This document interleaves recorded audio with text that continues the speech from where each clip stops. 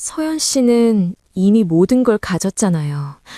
돈도 많고 든든한 가족도 있고요. 하지만 저는 그 사람 말고는 아무것도 없어요. 내가 악독하다고? 그럼 당신이 그토록 진심으로 사랑한다는 그 남자가 뒤에서 당신에 대해 뭐라고 했는지는 알아요? 안녕하세요. 마음 정거장입니다.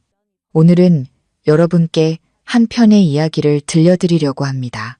만약 당신이 죽음의 문턱에서 구해준 그 남편이 뒤에서는 당신을 파멸시킬 계획을 세우고 있었다면 어떨 것 같으신가요? 이것은 배신으로 얼룩진 결혼 생활에 마침표를 찍고 차갑고도 통쾌한 복수를 감행한 한 아내의 이야기입니다. 제 남편이 내연녀의 아파트에서 들것에 실려 곧장 응급실로 이송되었습니다. 죽음과 마주한 그 순간 남편은 제 손을 붙잡고 울며 애원했습니다. 서연아, 내가 잘못했어. 제발 나 좀 살려줘. 하지만 믿으시겠어요? 불과 몇 분 뒤 비밀리에 녹음된 파일 하나가 이 모든 역겨운 진실을 폭로했습니다. 그 남자 눈에 저는 그저 월급 없는 가사 도우미에 불과했습니다. 남편은 시어머니, 시누이와 함께 제 모든 재산을 빼앗고 집까지 가로챈 뒤 저를 빈털터리로 길거리에 내쫓을 계획을 세웠던 겁니다. 그들은 제가 마음대로 조종할 수 있는 장기짝인 줄 알았겠죠. 하지만 그들은 틀렸습니다. 선의가 짓밟혔을 때 친절은 세상에서 가장 날카로운 칼날이 되는 법이니까요.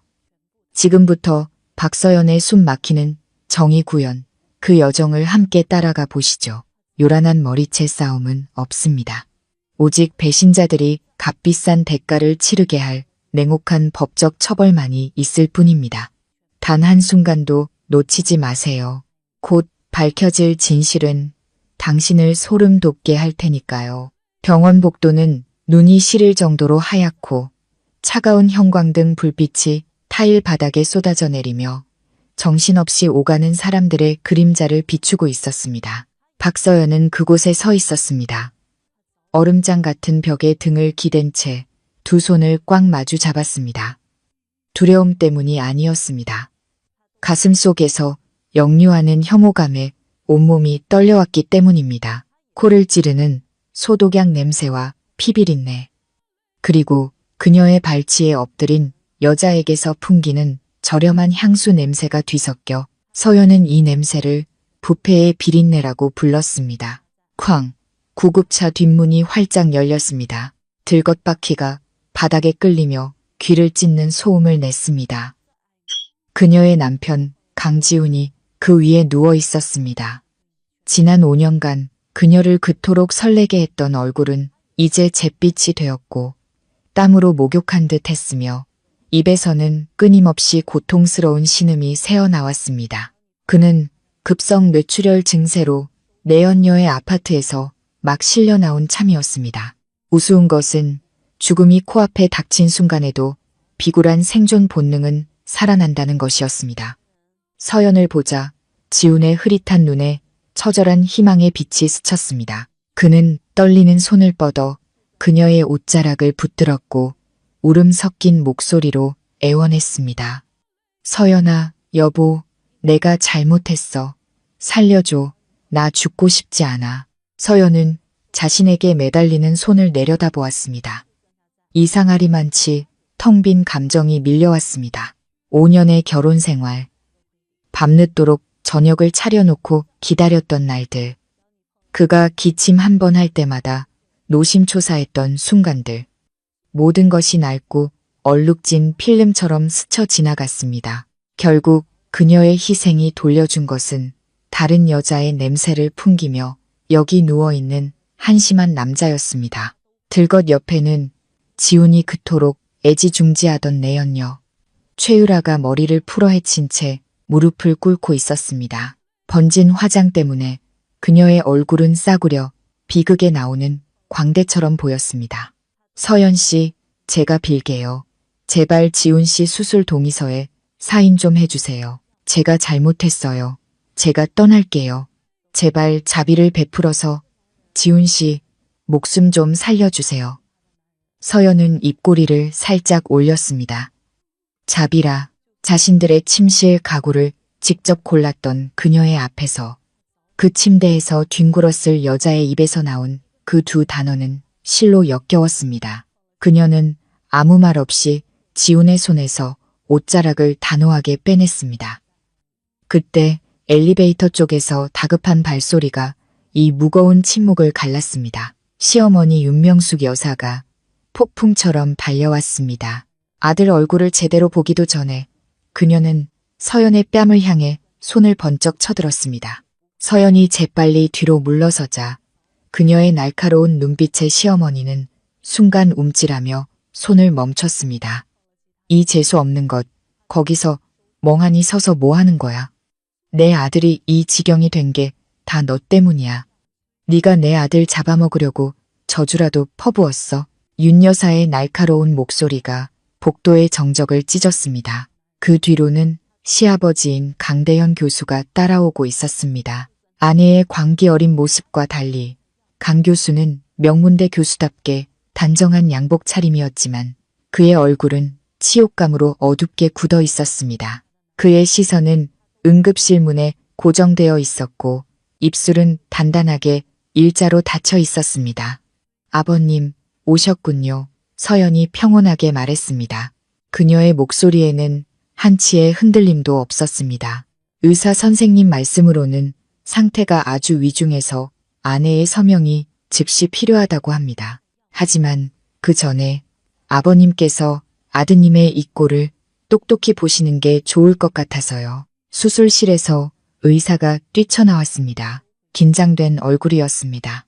강지훈 환자 보호자분 어디 계십니까? 뇌출혈이라 수술이 시급합니다. 1분 1초가 급해요. 아내분은 어디 계시죠? 모든 시선이 서연에게 쏠렸습니다. 지훈은 애원하는 눈빛으로 그녀를 바라봤고 윤 여사는 악을 썼습니다. 사인해, 내 아들 죽이고 이 집 재산 다 차지하려는 속셈이지. 이 독한 년. 서연은 시어머니도 죽어가는 남편도 쳐다보지 않았습니다. 그녀는 늘 강씨 가문의 명예와 예법을 자랑하던 남자. 강 교수를 똑바로 바라보았습니다. 보시는 대로예요, 아버님. 지훈 씨는 저 여자의 침대에서 실려 나왔어요. 서연은 벽구석에 웅크리고 있는 최유라를 손가락으로 가리켰습니다. 병원비, 수술비, 전부 투자 실패로 날려서 단 한 푼도 없다고 하더군요. 제가 이 평생의 짐을 계속 짊어지기 위해 서명을 해야 할까요? 침묵이 흘렀습니다. 응급실 안에서 들려오는 기계음이 마치 저승사자의 카운트다운처럼 울려 퍼졌습니다. 강 교수는 몸을 떨었습니다. 늙은 교수는 치욕감에 사로잡혔습니다. 그는 아들을 그리고 내연녀를 마지막으로 무서울 정도로 침착한 며느리를 번갈아 보았습니다. 지훈이 발작을 시작했습니다. 간호사들이 황급히 들 것을 밀고 안으로 들어갔습니다. 문이 닫히기 직전 그는 절망에 찬 목소리로 여보라고 외쳤습니다. 하지만 서연에게 그 부름은 이제 꼬리가 밟힌 파충류의 비명처럼 들릴 뿐이었습니다. 그녀는 이 결혼의 뼛속까지 썩어 들어간 부패를 선명하게 느꼈습니다. 이곳은 더 이상 가정이 아니었습니다. 지난 5년간 그녀의 청춘을 묻어버린 무덤이었습니다. 윤 여사는 계속해서 욕설을 퍼부었습니다. 늘 고상한 척하던 시어머니의 입에서 가장 저속한 단어들이 튀어나왔습니다. 서연은 벽에 등을 기댄 채 온몸으로 퍼져나가는 마비감을 느꼈습니다. 마치 막장 드라마의 마지막 장면을 지켜보는 관객이 된 기분이었습니다. 배우들은 막이 내리기 전 마지막 발악을 하고 있었습니다. 그녀는 깊은 숨을 들이마셨습니다. 소독약 냄새가 덜 독하게 느껴지는 건지 아니면 그녀의 후각이 완전히 무뎌진 건지 알 수 없었습니다. 서연은 천천히 가방에서 스마트폰을 꺼냈습니다. 차가운 화면 위로 그녀의 손가락이 부드럽게 스쳤습니다. 다 끝났어. 그녀 자신에게만 들릴 정도로 작게 속삭였습니다. 강 교수가 다가와 잠긴 목소리로 말했습니다. 그래도 내 남편이지 않니? 강 교수님, 오늘 밤이 지나면 그는 제게 아무것도 아니게 될 겁니다. 서연은 음성 파일 하나를 눌렀습니다. 이 순간을 오랫동안 준비해왔지만 이렇게 스펙터클한 배경에서 펼쳐지리라고는 상상도 못했습니다. 그녀는 응급실 문 위의 붉은 등을 바라보았습니다. 마치 지훈이 내연녀의 침대 시트에 남겼을 핏자국처럼 선명한 붉은 빛이었습니다. 그리고 그녀는 스피커폰 재생 버튼을 누를 준비를 했습니다. 모든 진실, 배신, 그리고 강씨 가문의 추악한 음모가 바로 이 병원 복도에서 밝혀질 것입니다. 단 하나의 소리가 모든 것을 끝낼 것입니다. 서연의 손가락이 스피커폰 버튼을 힘껏 눌렀습니다. 시어머니 윤명숙의 욕설로 소란스럽던 병원 복도에 날카롭고 건조한 또 다른 소리가 울려 퍼졌습니다. 마치 수술용 메스처럼 모든 소음을 단번에 갈라버렸습니다. 지훈 씨, 집에 있는 그 촌스러운 아줌마랑 언제 이혼할 거예요? 진짜 볼 때마다 촌스러워 죽겠어. 최유라의 교태 섞인 목소리가 스마트폰 스피커를 통해 선명하게 흘러나왔습니다. 복도는 순식간에 정적에 휩싸였습니다. 막 욕설을 더 퍼부으려던 윤 여사는 입을 벌린 채 굳었고 얼굴 근육이 파르르 떨렸습니다. 강 교수는 눈을 가늘게 떴고 손에 든 서류 가방을 꽉 움켜쥐었습니다. 거의 다 됐어, 자기야. 조급해하지 마. 강지훈의 목소리였습니다. 들것 위에서 처절하게 신음하던 목소리가 아니었습니다. 지난 5년간 서연이 단 한 번도 들어보지 못했던 능글맞고 의기양양하며 경멸이 가득한 목소리였습니다. 그 여자 속여서 모아둔 적금까지 싹 다 끌어모으는 투자 위임장의 사인만 받으면 돼. 나한테 그 여자는 그냥 월급 없는 가사 도우미일 뿐이야. 집안일도 잘하고 우리 부모님도 잘 모시고 심지어 돈까지 벌어다 주잖아. 저런 멍청한 여자를 이용 안 하면 손해지. 그럼 집은요? 최유라가 물었습니다. 걱정 마. 지영이랑 다 얘기해놨어. 빈손으로 내쫓을 방법이 있으니까 단 한 푼도 못 가져가게 할 거야. 그때 내가 자기한테 세상에서 제일 큰 다이아 반지 사줄게. 그동안 고생한 거 다 보상해줘야지. 녹음이 끝나자 죽음과 같은 침묵이 복도를 뒤덮었습니다. 천장의 에어컨 소리가 갑자기 머리가 아플 정도로 크게 들렸습니다. 서연은 무표정하게 서 있었지만 마음속에서는 차가운 불꽃이 마지막 남은 정마저 불태우고 있었습니다. 월급 없는 가사 도우미. 그 7글자가 따귀처럼 그녀의 뺨을 후려쳤습니다. 지난 5년 그녀는 온 가족을 위해 새벽같이 일어나 아침을 차렸고 밤늦게까지 집을 치웠습니다. 시부모를 친부모처럼 모셨고 그의 성공을 위해 자신의 경력을 희생했습니다. 강지훈의 눈에 이 모든 것은 그저 이용해 먹기 좋은 멍청한 짓에 불과했습니다. 역겨웠습니다. 뼛속까지 차오르는 혐오감에 숨이 막혔습니다. 그녀는 다른 여자에게 배신당한 것만이 아니었습니다. 그녀는 자신이 사랑했던 남자의 재산 증식 계획에 이용된 금융도구이자 꼭두각시였습니다. 윤 여사의 얼굴은 시뻘겋게 달아올랐다가 돼지간처럼 파랗게 질렸습니다. 그녀는 서연의 손에 들린 스마트폰을 뚫어져라 쳐다보았지만 입술만 파르르 떨 뿐 아무 말도 하지 못했습니다. 방금 전에 그 기세는 온데간데 없었습니다. 대신 아들의 민낯이 만천하에 드러난 데 대한 처절한 굴욕감만이 남았습니다. 늘 도덕과 명예를 강조하던 강대현 교수는 이제 제대로 서 있지도 못했습니다. 그의 어깨는 축 처졌고 돋보기 안경은 코끝으로 흘러내렸습니다. 그는 수술실로 막 들어가려던 아들을 바라보았습니다. 지훈 역시 모든 것을 들었습니다. 그는 눈을 질끈 감았고 호흡이 가빠졌습니다. 고통 때문인지 아니면 극심한 수치심 때문인지 알 수 없었습니다. 바로 그때 간호사들이 들것을 밀고 그들 옆을 지나갔습니다. 환자 상태가 안 좋습니다. 비켜주세요. 들것이 강 교수의 옆을 지날 때 늙은 교수는 갑자기 앞으로 나섰습니다. 그의 눈은 분노와 실망으로 핏발이 서 있었습니다. 이 짐승만도 못한 놈. 짝, 경쾌하고 단호한 소리가 울려 퍼졌습니다. 그의 손바닥이 붕대를 감은 지훈의 얼굴에 그대로 내리꽂혔습니다. 너무 세게 맞은 나머지 지훈의 고개가 옆으로 꺾였습니다. 새하얀 거즈 위로 선홍색 핏자국이 서서히 번져 나갔습니다. 복도는 다시 한번 충격에 휩싸였습니다. 윤 여사가 경악하며 남편에게 달려들었지만 강 교수는 그녀를 뿌리쳤습니다.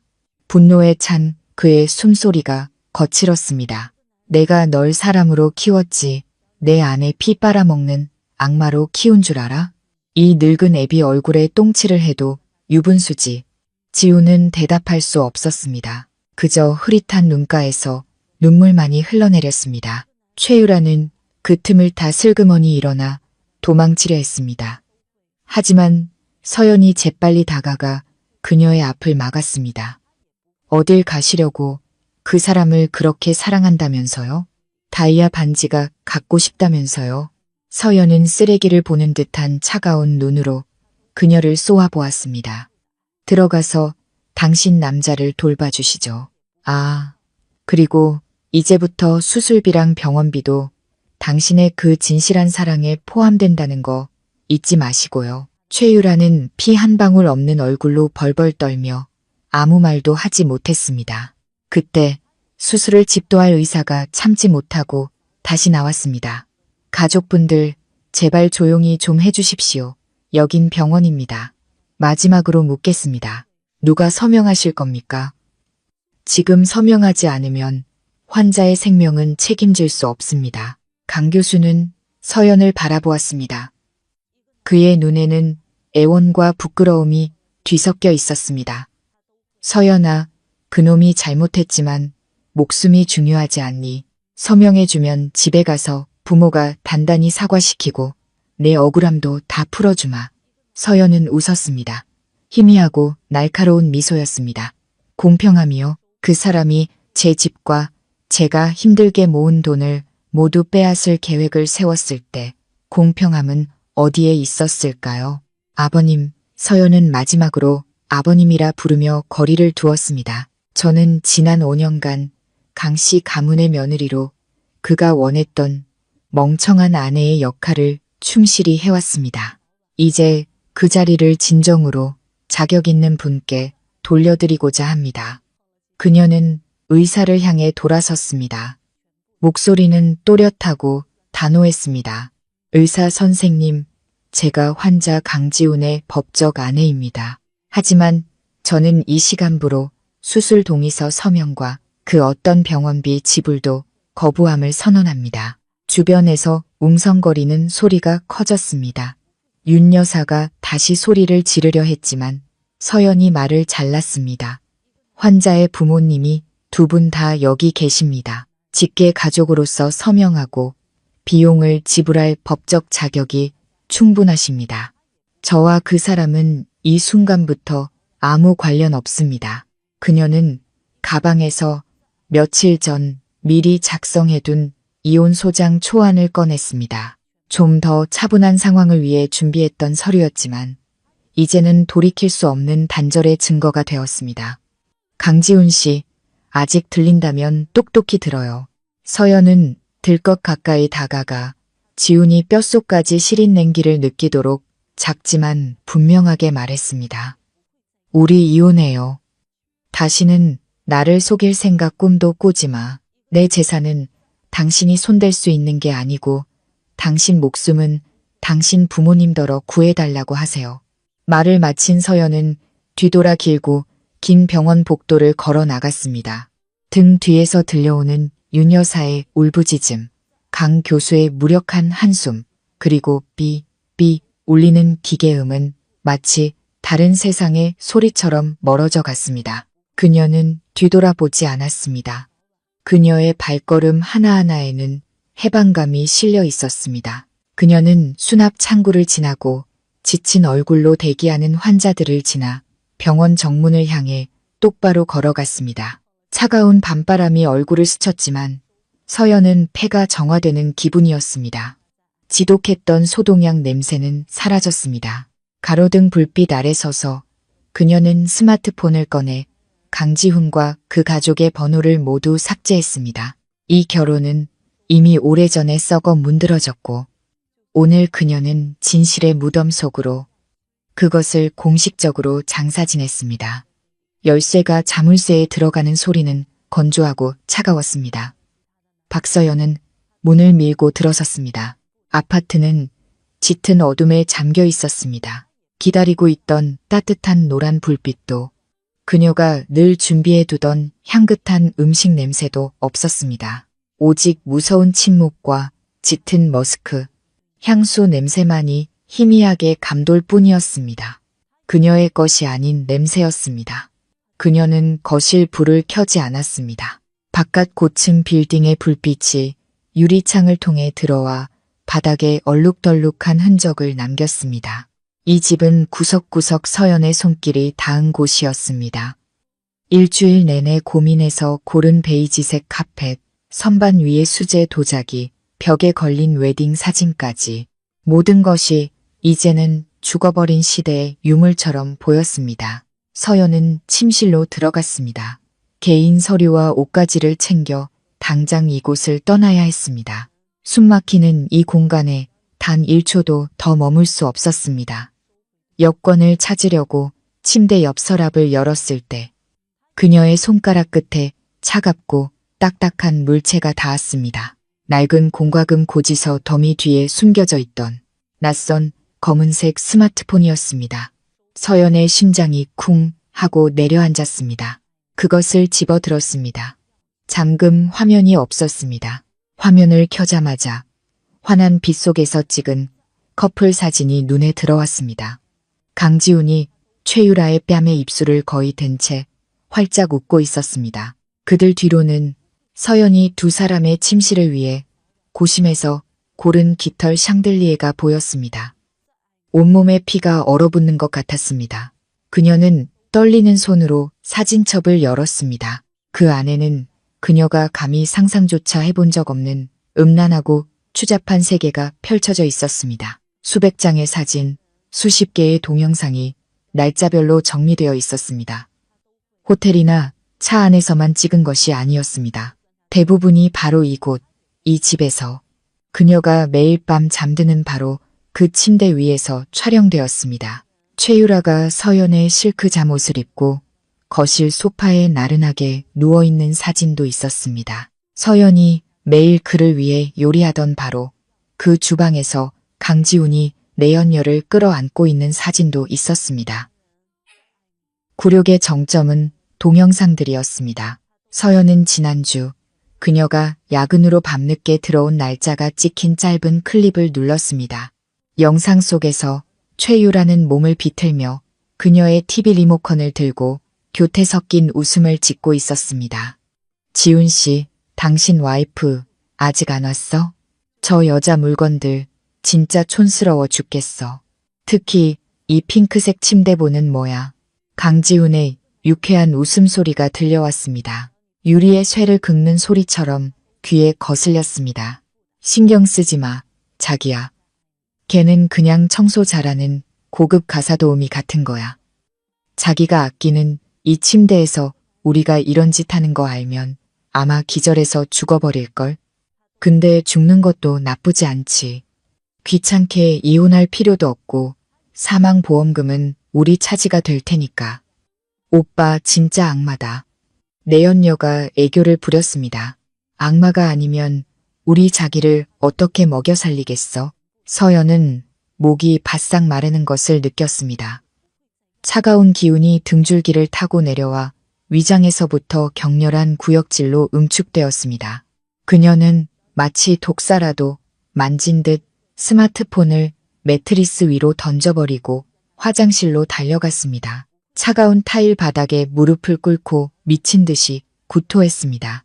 뱃속에 남은 것을 다 토해내고 쓰디쓴 위에까지 토해냈습니다. 가슴이 찢어질 듯 아프고 사레가 들려 눈물이 흐를 때까지 토했습니다. 하지만 그녀가 가장 토해내고 싶었던 것은 저런 짐승 같은 인간에게 바쳤던 어리석은 5년의 청춘과 친절이었습니다. 그녀는 자신의 몸이 더럽혀진 기분이었습니다. 이 공간, 이 공기, 심지어 샤워기에서 쏟아지는 물줄기마저 그 남녀의 추잡함이 묻어있는 것 같았습니다. 이 집의 일시엠까지 모두 그들에게 능욕당했습니다.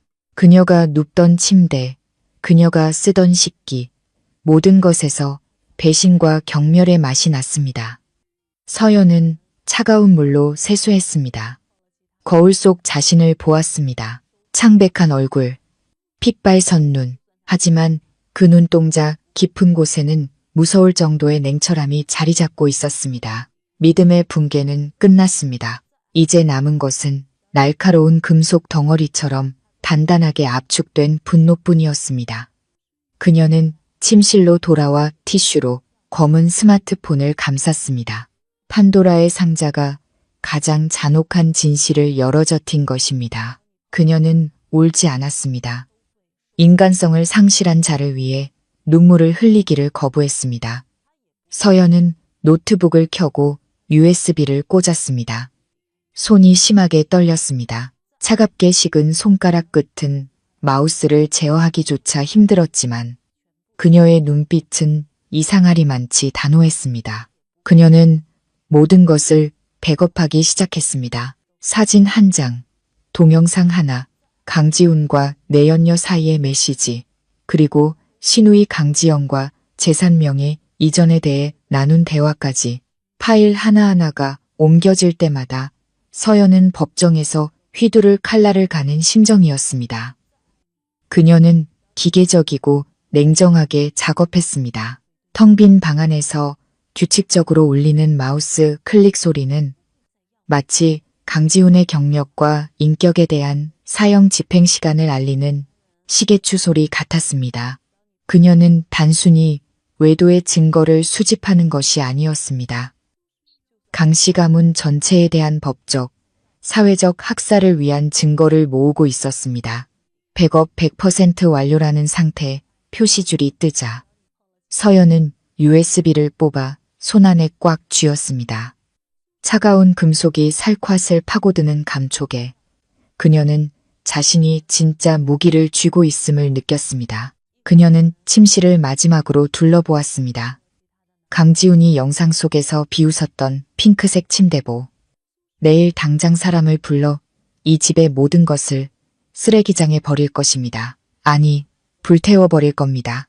박서연은 몸을 돌려 캐리어를 끌고 곧장 문으로 향했습니다. 문을 잠그지 않았습니다. 이 집은 더 이상 지킬 것이 없었습니다. 강지훈이 그 여자를 데리고 문턱을 넘는 순간부터 이곳은 이미 잿더미가 되어버렸으니까요. 복도의 노란 불빛 아래 서연의 그림자가 외롭게 하지만 굳건하게 길게 늘어졌습니다. 그녀는 엘리베이터에 올라타 내려가는 버튼을 눌렀습니다. 새로운 여정이 시작되었습니다. 정의를 되찾기 위한 여정. 그녀가 반드시 최후의 승자가 되어야만 하는 전쟁이었습니다. 택시는 어둠 속을 질주했습니다. 가로등 불빛이 유리창 위로 희미한 인광처럼 길게 스쳐 지나갔습니다. 좁은 차 안에서 박서연은 여전히 강지훈의 검은 스마트폰을 꽉 쥐고 있었습니다. 환하게 켜진 화면이 그녀의 얼굴을 비췄습니다. 현모양처의 온화함은 완전히 사라지고 마치 차가운 돌로 조각한 듯 단단한 윤곽만 남아 있었습니다. 그녀는 음란한 사진첩에서 멈추지 않았습니다. 그녀의 손가락은 빠르고 능숙하며 무자비하게 움직였습니다. 여러 폴더 깊숙이 숨겨진 메시지 앱에 접속했습니다. 그곳에서 육체적 배신보다 더 끔찍한 또 다른 진실이 드러나기 시작했습니다. 강지훈과 그의 여동생 강지영이 나눈 대화 기록이었습니다. 오빠, 강남 럭시아 아파트명의 이전 서류 처리 다 됐어. 새언니 알면 난리 날 텐데. 걱정 마. 코인 투자하다가 폭락해서 완전히 망했다고 했어. 빚 갚으려면 아파트 급매로 팔아야 한다고. 걔 엄청 순진해서 빚 얘기만 나오면 얼굴이 새파래지거든. 무슨 서류든 사인하라고 하면 다 해. 오빠 진짜 선수네. 그 아파트 이제 내 이름으로 되어 있으니까 나중에 오빠 이혼하고 나면 오빠랑 유라 언니 앞으로 다시 명의 이전해 줄게. 그 여자 돈은 우리 남매가 잘 쓴 셈 치지 뭐. 엄마도 그게 확실하다고 하셨어. 저런 여자는 사랑할 땐 다 퍼주지만 헤어질 땐 어떻게 돌변할지 모르거든. 걷어차기 전에 싹 다 벗겨 먹어야 해. 서연은 가슴이 치매 후켈 아레르노 간지다. 씁쓸함이 목구멍까지 차올랐습니다. 강남 럭시아 아파트는 부부의 가장 큰 재산이었습니다. 집값의 3분의 1은 그녀의 외할머니가 남겨주신 유산이었고 나머지는 두 사람이 5년간 함께 모은 돈이었습니다. 6개월 전 지우는 조작된 그래프를 보여주며 투자 실패를 한탄했고 빚을 갚기 위해 집을 파는 위임장이라며 서류 뭉치에 서명하라고 그녀를 압박했습니다. 알고 보니 그것은 집을 파는 것이 아니었습니다. 시어머니 윤명숙의 지시 아래 부부 공동 재산을 시누이의 단독 재산으로 둔갑시키는 계산된 증여였습니다. 서연의 분노는 이제 더 이상 걷잡을 수 없이 끓어오르는 파도가 아니었습니다. 그것은 극도의 냉철함으로 응축되고 결정화되었습니다. 그녀는 더 이상 마음이 아프지 않았습니다. 고통은 희망이 남은 자들에게나 사치스러운 감정이었습니다. 서연에게 이제 강지훈과 그 가족은 더 이상 가족이 아니라 조직적인 사기 집단이었습니다. 이것은 더 이상 불륜 싸움도 감정의 균열로 인한 이혼도 아니었습니다. 이것은 생존을 위한 전쟁이었습니다. 적들이 그녀를 옥죄고 막다른 길로 몰아넣으며 명예부터 밥그릇까지 모든 것을 빼앗기 위해 오래전부터 진을 치고 있었던 전쟁이었습니다. 너희들 뜻대로 되게 두진 않을 거야. 서연은 이를 악물었습니다. 작은 목소리였지만 날카롭게 차의 엔진 소리 속으로 흩어졌습니다. 냉철함은 그녀가 모든 것을 다시 깨어 맞추도록 도왔습니다. 지우는 매우 치밀하게 계산했습니다. 그는 그녀가 회사 프로젝트로 가장 바쁜 시기를 골라 빚더미에 앉았다는 소문을 퍼뜨렸습니다. 그는 그녀의 절대적인 신뢰를 범죄의 발판으로 삼았습니다. 그리고 가장 역겨운 것은 늘 그녀를 친딸처럼 여긴다고 말하면서도 며느리를 알거지로 만들 계획의 배후에 있었던 강 교수와 윤 여사의 동의였습니다. 택시는 도시 동쪽의 한 고급 아파트 단지 앞에 멈췄습니다. 서연은 캐리어를 끌고 내렸습니다. 이곳은 그녀의 오빠 박서준의 집이었습니다. 로비에 들어서자마자 키가 큰 남자가 기다리고 있는 것이 보였습니다. 서준은 급하게 바람막이를 걸친 채 걱정 가득한 얼굴이었습니다. 그의 옆에는 어머니 이은숙 여사가 서 있었습니다. 그녀의 얼굴에는 깊은 주름이 새겨져 있었고 병원에서 딸의 짧은 전화를 받은 이후로 계속 우셨는지 눈가는 붉게 부어 있었습니다. 서연아, 서준이 달려와 동생의 캐리어를 받아들었습니다. 창백한 얼굴과 차가운 눈빛의 서연을 보고 그는 순간 멈칫했습니다. 도대체 어떻게 된 거야? 그 강지훈이라는 놈이 너한테 무슨 짓을 한 거야? 서연은 아무 말 없이 오빠를 바라보다가 어머니의 어깨에 고개를 묻었습니다. 하지만 그녀는 울지 않았습니다. 눈가는 건조했고 숨결만이 무거웠습니다. 집에 들어가자 얘야, 들어가서 얘기해. 이 여사는 안타까워하며 딸의 등을 토닥이고 엘리베이터로 이끌었습니다. 서준의 아파트 안 따뜻한 조명 아래 서연은 강지훈의 검은 스마트폰을 테이블 위에 올려놓았습니다. 그녀는 오빠에게 메시지 폴더 하나하나, 강남 아파트를 빼돌린 증거 하나하나를 보여주었습니다. 쾅! 서준이 테이블을 세게 내리치는 건조한 소리가 울려 퍼졌습니다. 이런 개자식들, 우리 박씨 집안을 뭘로 보고 내 동생을 자기들 돈벌이 수단으로 생각한 거야. 서준의 이마에 핏대가 섰습니다. 그는 즉시 차키를 집어들었습니다. 병원으로 가서 그 짐승 같은 놈을 박살내고 오겠어. 오빠, 멈춰. 서연의 목소리가 울렸습니다. 너무나 침착해서 서준이 놀라 멈춰 설 정도였습니다. 그녀는 고개를 들었습니다. 천장 조명이 그녀의 눈동자에 기묘할 정도로 날카로운 빛을 반사했습니다. 지금 그 사람을 때리는 건 우리만 폭행죄로 엮이게 할 뿐이야. 그런 쓰레기 때문에 오빠가 법적 문제에 휘말리는 거 원하지 않아. 서연은 어머니의 손을 잡았습니다. 그녀의 손은 얼음장처럼 차가웠지만 쥐는 힘은 매우 강했습니다. 그 사람이 외도하고 공동재산을 고의로 빼돌린 증거는 다 확보했어요. 강지영과 나눈 대화 기록도 전부 백업해놨고요. 우리는 주먹을 쓰지 않을 거예요. 법을 이용해서 그들이 짓밟은 돈 한 푼, 명예 하나까지 전부 되찾을 거예요. 이 여사는 딸을 보며 안타까움과 놀라움을 동시에 느꼈습니다. 늘 참고 살던 유약한 딸이 하룻밤의 폭풍우 끝에 완전히 다른 사람으로 변한 것 같았습니다. 서연아, 그동안 고생 많았구나. 어머니가 목이 메어 말하자 서연은 온기 없는 미소를 살짝 지었습니다. 이제부터는 제 이름처럼 살 거예요.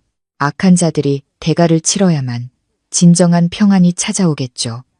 서준은 동생을 바라보았습니다. 방금 전의 분노는 점차 존경과 결심으로 바뀌었습니다. 그는 그녀 옆에 앉아 단호한 목소리로 말했습니다. 알겠다. 내가 어떻게 싸우고 싶든 오빠가 돕겠다. 내일 아침 바로 이혼 및 재산 분쟁 전문인 김민지 변호사에게 연락할게. 강씨 집안은 내가 혼자라고 만만하다고 생각했겠지. 하지만 큰 착각을 한 거야. 서연은 소파에 등을 기댔습니다. 어머니의 따뜻한 품과 오빠의 든든한 보호가 메마른 영혼의 생기를 불어넣는 것 같았습니다. 그녀는 이 싸움이 길고 시댁의 추악한 수법으로 가득할 것을 알았지만 더 이상 두렵지 않았습니다. 기만의 어둠은 등 뒤로 물러났습니다. 그녀의 눈앞에는 무너진 믿음의 잿더미 위에 세워진 정의를 되찾기 위한 명확한 길이 보였습니다. 서연은 눈을 감았습니다. 오늘 밤 처음으로 그녀의 호흡이 고르게 안정되었습니다. 그녀는 더 이상 혼자가 아니었습니다. 진짜 전쟁은 이제부터 시작이었습니다. 아파트 문이 닫히고 밤의 차가운 냉기와 바깥의 혼란이 차단되었습니다. 익숙한 가족의 공간에는 은은한 레몬그라스, 아로마 오일 향이 퍼졌지만 세 사람을 감싼 분노로 가득 찬 무거운 공기를 덜어내지는 못했습니다. 서준은 소파에 털썩 주저앉았습니다. 그의 눈은 분노로 핏발이 서 있었습니다. 그는 서연의 손에서 검은 스마트폰을 낚아채 강지훈과 강지영이 재산을 빼돌리기 위해 나눈 메시지를 빠르게 훑어보았습니다. 글자 하나하나가 나타날 때마다 그의 가슴은 거칠게 오르내렸습니다. 쾅! 그의 주먹이 대리석 테이블 위를 강타하자 찻잔 세트가 튀어오르며 건조한 충돌음을 냈습니다. 짐승 같은 놈들, 우리 박씨 집안을 뭘로 보는 거야? 내 동생을 자기들 돈 짜내는 젖소로 생각한 거냐고. 서준은 이를 갈았습니다. 꽉 다무니 사이로 터져나오는 말에는 화약 냄새가 진동했습니다. 강남 아파트, 외할머니가 너한테 남겨주신 돈으로 산 집인데 그걸 속여서 강지영 그 여자한테 증여서명을 받아? 서연아, 넌 어떻게 그렇게까지 순진할 수가 있어? 서연은 대답하지 않았습니다. 그녀는 의자에 미동도 없이 앉아 있었습니다. 가녀린 어깨가 축 처져 있었습니다. 병원이나 택시 안에서 보여줬던 그 날카로운 냉철함은 그녀의 마지막 남은 힘을 모두 소진시킨 듯 했습니다. 지금 그녀는 마치 수액이 모두 빨려나간 나무처럼 텅 비어 있었습니다. 이 여사가 부엌에서 나왔습니다. 그녀의 손에는 김이 모락모락 나는 뜨거운 닭죽 그릇이 들려 있었습니다. 넋놓고 앉아있는 딸의 죽은 사람처럼 창백한 얼굴을 보자 그녀의 손에 들린 그릇이 떨렸습니다. 그녀는 서둘러 그릇을 내려놓고는 더 이상 참지 못하고 서연을 와라 껴안았습니다. 서연아, 내 딸. 어머니의 울음소리는 서연의 마음속에 꾹꾹 눌러 담겨있던 화약고에 불을 붙이는 도화선 같았습니다. 어머니의 따뜻한 품, 익숙한 냄새, 그리고 그녀의 체온이 서연을 감쌌습니다. 서연은 갑자기 자신이 작아지는 것을 느꼈습니다. 더 이상 살림 잘하는 아내도 병원 복도에서 이혼을 선언하던 이성적인 여자도 아니었습니다. 오랫동안 쌓아온 강인한 껍데기가 순식간에 산산조각 났습니다. 서연은 어머니의 어깨에 얼굴을 묻고 울음을 터뜨렸습니다. 흐느끼는 울음이 아니었습니다. 가슴 깊은 곳에서부터 터져나오는 고통스러운 통곡이었습니다. 그녀는 길 잃은 아이처럼 울었습니다. 쓰레기통에 처박힌 5년의 청춘을 위해, 부부의 정이라는 것을 믿었던 자신의 어리석음을 위해 울었습니다. 엄마, 내가 틀렸어. 내가 사람을 잘못 골랐어. 엄마, 엄마가 안다. 다 알아. 내 딸. 이 여사는 울면서 딸의 머리를 쓰다듬었습니다. 그녀의 깡마른 손이 떨렸습니다. 엄마 잘못이야. 엄마가 틀렸어. 예전에 지훈이가 늦게 들어오고 너한테 소홀하게 굴 때 내가 와서 하소연하면 엄마는 늘 남자들이 다 그렇다고 참고 살아야 가정이 지켜진다고 말했지. 엄마는 내게 아내라는 이름만 지켜주면 좋은 줄 알았는데 엄마가 널 호랑이 굴로 밀어 넣은 셈이야. 엄마가 미안하다. 서연아. 어머니의 뒤늦은 사과는 서연에게 마지막 해방감을 안겨주었습니다. 지난 5년간 그녀를 억누르던 가장 큰 장애물은 지훈에 대한 사랑뿐만이 아니라 부모님을 실망시킬지도 모른다는 두려움과 어릴 때부터 주입받은 여성의 희생에 대한 강박관념이었습니다.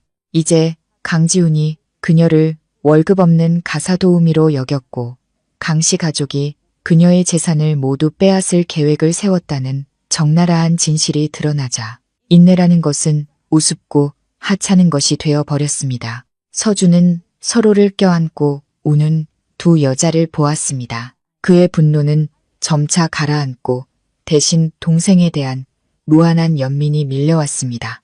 그는 다가가 서연의 어깨에 손을 얹었습니다. 목소리는 낮았지만 힘이 실려 있었습니다.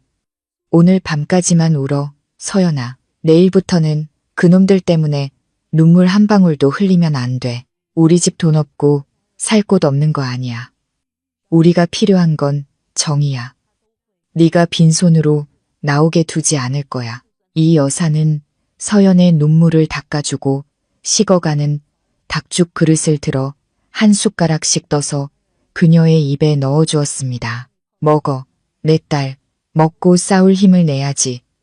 무슨 일이 있어도 엄마랑 오빠는 내 편이야. 서연은 그릇을 받아들었습니다. 그릇의 온기가 그녀의 차가운 손바닥으로 전해져 살갗으로 스며들었습니다. 그녀는 억지로 죽을 삼켰습니다. 닭고기의 부드러움과 생강의 알싸한 맛이 그녀의 몸을 서서히 덮여주었습니다. 소동향 냄새와 배신의 비린내로 가득했던 긴 밤이 지난 후 이것은 그녀가 느낄 수 있는 가장 진실된 맛이었습니다. 죽 한 그릇을 다 비우고 나니 서연은 마치 5년간 계속되던 고열에서 막 깨어난 기분이었습니다. 그녀는 거울을 보았습니다. 초췌했지만 눈에는 더 이상 흐릿함이 없었습니다. 그녀는 현실을 받아들였습니다. 사람을 잘못 골랐고 믿음을 잘못된 곳에 두었으며 이미 속부터 썩어 문드러진 것을 구하려고 너무 많은 시간을 낭비했습니다. 하지만 받아들인다는 것은 포기한다는 뜻이 아니었습니다. 더 잔혹한 반격을 준비하기 위함이었습니다. 오빠. 서연이 입을 열었습니다. 목소리는 아직 잠겨 있었지만 평정을 되찾았습니다. 오빠 말이 맞아. 우는 건 이제 충분해. 내일 아침 김민지 변호사님 만나러 가자. 서준은 고개를 끄덕였습니다. 그의 눈에 결의가 번뜩였습니다. 내가 미리 이메일로 네가 백업한 증거 일부를 보내놨어. 김 변호사님은 배신한 남편들과 복잡한 재산 분쟁, 소송의 저승사자나 다름없어. 네가 마음만 굳게 먹으면 그분이 강지훈과 그 집안 전체가 마지막 한 푼까지 대가를 치르게 만들어줄 거라고 하셨어. 서연은 어머니의 손을 꽉 잡았습니다. 그녀의 마음속에는 더 이상 병상에 누운 강지훈이나 무릎 꿇던 내연녀 최유라의 모습이 없었습니다. 그녀는 법정에 서서 강 교수와 윤 여사가 공들여 쌓아 올린 허울뿐인 체면에 제국이 무너지는 날을 상상하고 있었습니다. 결심했어요. 서연은 또박또박 말했습니다. 돈뿐만 아니라 제 존엄성까지 제게 속한 모든 것을 되찾을 거예요. 그날 밤 친정집의 낡은 방에서 서연은 어린 시절을 함께한 침대에 누웠습니다. 그녀는 꿈도 꾸지 않고 깊은 잠에 빠졌습니다. 지난 몇 년간 가장 깊은 잠이었습니다. 내일 아침 해가 뜨면 그녀는 더 이상 순종적인 아내가 아닐 것임을 알았기 때문입니다. 그녀는 전사가 될 것입니다. 사기꾼들의 손에서 자신의 인생을 되찾기 위한 여정을 시작하는 전사. 아침 7시 새로운 날의 따스한 햇살이 친정집 창문을 통해 비쳐 들어왔지만 거실의 공기는 활시위처럼 팽팽했습니다. 테이블 위 전화기가 요란하게 울렸습니다. 화면에는 발신자 정보가 없었지만 서연은 누구인지 똑똑히 알고 있었습니다. 그녀는 조용히 통화 버튼을 눌렀습니다. 박서연, 대단하네. 진짜 날 죽일 작정이었어. 강지훈의 목소리는 쉰소리가 섞여 있었지만 그 안의 공격성은 여전했습니다. 그는 스스로 막 깨어났고 가장 먼저 한 일은 반성이 아니라 분노를 터뜨리기 위해 전화를 잡는 것이었습니다. 녹음, 증거 백업, 연기 정말 잘하더라. 지난 몇 년간 이 날을 기다리면서 착한 척 연기한 거지. 이 음흉한 년, 날 죽음으로 몰아넣고 이 집 돈 다 삼키려고 했어. 서연은 의자에 등을 기댄 채 입꼬리를 살짝 올리며 차갑게 웃었습니다. 아프지도 놀랍지도 않았습니다. 비겁한 자가 막다른 길에 몰리면 자신의 잘못을 돌아보는 대신 내면의 두려움을 감추기 위해 증오를 무기로 사용하기 마련입니다. 생각보다 빨리 정신 차렸네, 강지훈 씨. 그녀의 목소리는 무서울 정도로 평온했습니다. 하지만 착각하지 마. 내가 당신을 죽음으로 몰아넣은 게 아니야. 당신은 배신과 탐욕으로 스스로 무덤을 팠어. 난 그냥 흙을 덮어줬을 뿐이고. 닥쳐. 네가 이긴 것 같아? 어디 두고 봐. 네가 감히 이혼 소송을 걸면 널 사회에서 매장시켜 버릴 거야. 나한테 내 사진 다 있어. 이 고상한 척하는 아내의 진짜 얼굴을 온 세상에 알려주겠어. 마음대로 해. 서연이 칼날처럼 날카로운 목소리로 말을 끊었습니다. 하지만 그러기 전에 당신이 외도하고 강지영에게 몰래 진명이를 넘긴 모든 증거가 내 변호사 손에 있다는 걸 기억해둬. 끝까지 가고 싶다면 나도 끝까지 가줄게. 전화기 저표는 침묵에 잠겼습니다. 거친 숨소리만 들려왔습니다. 바로 그때 시어머니 윤명숙의 날카롭고 광기 어린 목소리가 끼어들었습니다. 박서연, 너 너무 심한 거 아니니? 지훈이가 방금 죽을 고비를 넘겼는데 또 죽이려고 드는 거야? 똑똑히 들어. 이혼해서 재산 분할? 꿈도 꾸지 마. 내 오빠가 지금 추진 중인 흥성 프로젝트 알지? 내 시아버지가 파트너 쪽에 말 한마디만 하면 내 오빠는 하루아침에 알거지가 될 거야. 이혼할래? 아니면 내 오빠가 파산하는 걸 볼래? 선택해. 서연은 전화기를 꽉 쥐었습니다. 손가락 마디가 하얗게 질렸습니다. 역겨움이 치밀어 올랐습니다. 이 집안은 어머니부터 아들까지 협박과 착취라는 똑같은 더러운 피로 움직이고 있었습니다. 그들은 이 결혼을 하나의 사업으로 여겼습니다. 그리고 이제 그 사업이 망하자 폭력과 권력을 이용해 그녀를 굴복시키려 했습니다. 윤명숙 여사님.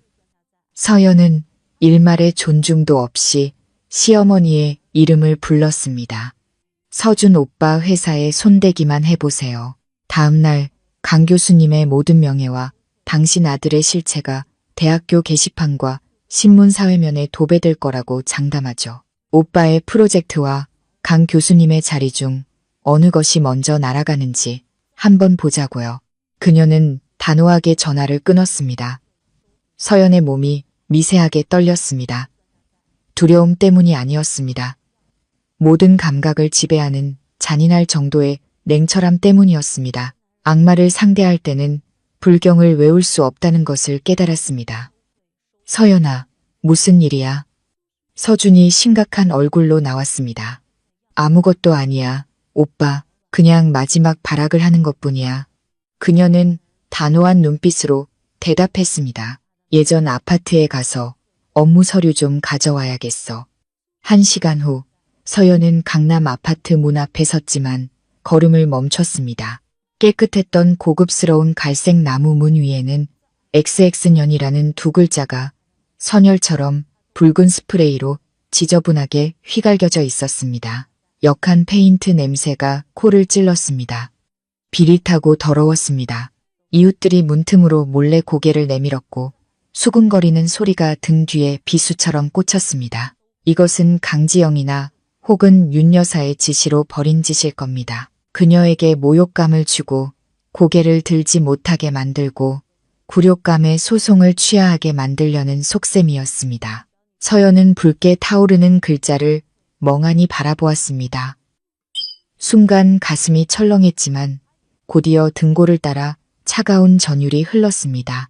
그녀는 울지도 소리치지도 서둘러 지우려고도 하지 않았습니다. 스마트폰을 꺼내 침착하게 카메라를 켜고 현장 전체를 촬영했습니다. 지보수, 모욕적인 글자, 그리고 훔쳐보는 이웃들의 시선까지 모두 담았습니다. 약한 자들만이 붉은 페인트와 저주에 의존하지. 그녀는 스스로에게 다짐했습니다. 그들은 두려워하고 있는 거야. 그들은 진실을, 법을 두려워하기 때문에 이토록 저렴한 폭력성으로 스스로를 위안해야만 하는 것입니다.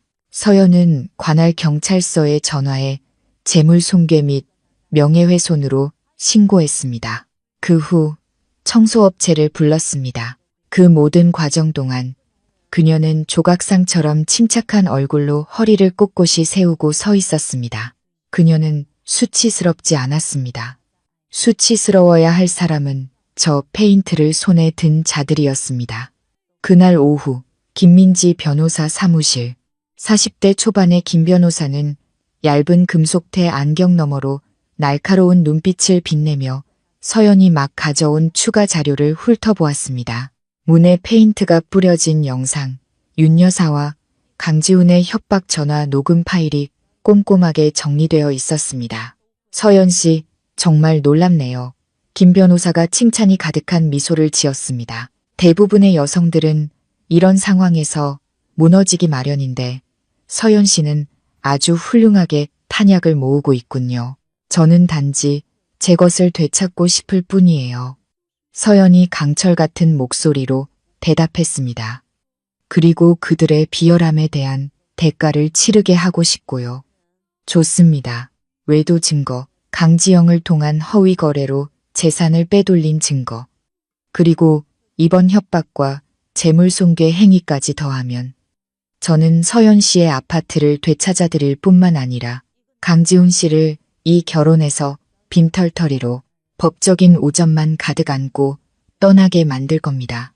김 변호사는 서연의 서명이 담긴 공식 이혼 소장을 고급 특급 등기 봉투에 넣었습니다.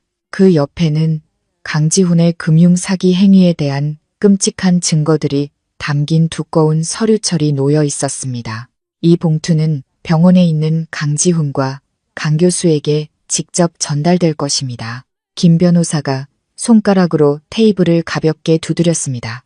이건 단순한 이혼 소장이 아니에요. 최후 통첩이죠.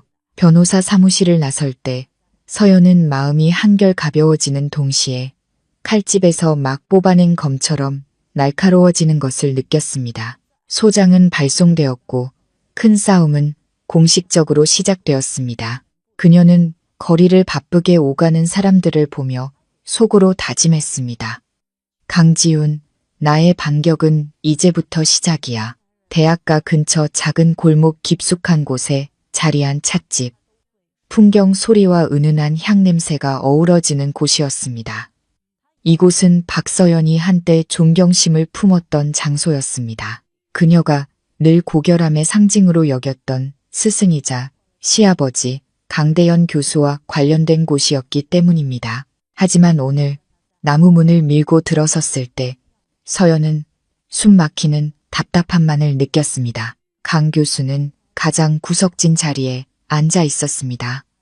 등은 늙은 소나무처럼 꼿꼿했지만 희미한 등불 아래 백발이 유난히 도드라져 보였습니다. 테이블 위에는 김이 모락모락 피어오르는 찻잔 2개가 놓여 있었지만 찻김은 그의 차가운 얼굴을 덮이기엔 역부족이었습니다.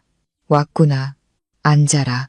강 교수의 목소리는 강단에서는 이에 풍채를 지녔지만 그 깊은 곳에는 감출 수 없는 동요가 서려 있었습니다. 서연은 조용히 맞은편에 앉았습니다.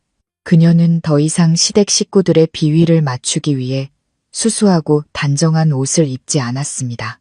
오늘은 검은색 스탠드 칼라 셔츠에 머리를 깔끔하게 묶어 올렸고 그녀의 눈은 맑았지만 가을 호수처럼 차가웠습니다.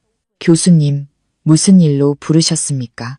그녀의 호칭에 강 교수는 순간 멈칫했습니다. 그의 하얀 눈썹이 살짝 올라갔고 상처받은 듯한 표정이 스쳤다가 사라졌습니다. 서연아, 아니, 박서연 씨, 우리가 꼭 이렇게까지 멀어져야만 하겠나? 그는 한숨을 쉬며 찻잔을 들었지만 마시지는 않았습니다. 지훈이 일은 내가 자식을 잘못 가르친 탓이다. 내가 그놈을 대신해서 우리 강씨 집안을 대신해서 자네에게 사과하네. 그는 자리에서 일어나 허리를 살짝 숙였습니다. 한 달 전의 서연이었다면 황급히 그를 부축하며 감동의 눈물까지 흘렸을 행동이었습니다. 하지만 지금의 서연은 이 위선적인 사죄의 연극을 굳어버린 심장으로 잠자코 지켜볼 뿐이었습니다. 강 교수님, 교수님의 사과는 아드님이 저지른 짓에 비하면 너무나 가볍습니다. 그녀는 차를 한 모금 마셨습니다. 씁쓸한 맛이 혀끝에 퍼졌습니다. 그리고 저를 부르신 이유가 단순히 고개를 숙이기 위함은 아닐 거라고 생각합니다. 강 교수는 자리에 앉으며 어색한 미소를 지었습니다. 그는 테이블 위에 얇은 봉투 하나를 그녀 쪽으로 천천히 밀었습니다. 안에는 은색 은행카드가 들어있었습니다. 이 안에 5천만 원이 들어있네. 그는 목소리를 낮추며 서연의 눈을 뚫어져라 쳐다보았습니다. 내 평생 모은 적금이야. 자네가 겪은 서러움에 대한 작은 보상이라고 생각하고 받아주게. 강남 아파트에 비하면 턱없이 부족하다는 거 알지만 나중에 합의 이혼하게 되면 우리 집안이 절대 자네를 손해보게 하지는 않을 걸세. 서연은 카드를 보다가 맞은편 남자를 올려다 보았습니다. 그녀의 기억 속에서 강 교수는 매 식사 시간마다 염치와 인격에 대해 설파하던 사람이었습니다. 그는 청렴한 삶에 대해 이야기할 때 그녀가 가장 존경했던 인물이었습니다. 알고 보니 그의 정직함에도 한계가 있었고 그 경계선이 바로 이 은행 카드였던 것입니다. 조건이 뭡니까? 소송을 취하해 주게. 강 교수의 눈에 초조함이 역력했습니다. 지훈이가 외도한 일, 지영이한테 재산을 넘긴 일이 법정으로 가면 모든 증거가 공개될 걸세. 자네도 알다시피 나는 평생을 교수라는 명예를 쌓으며 살아왔네. 내 경력도 몇 년만 더 있으면 명예롭게 끝날 수 있어.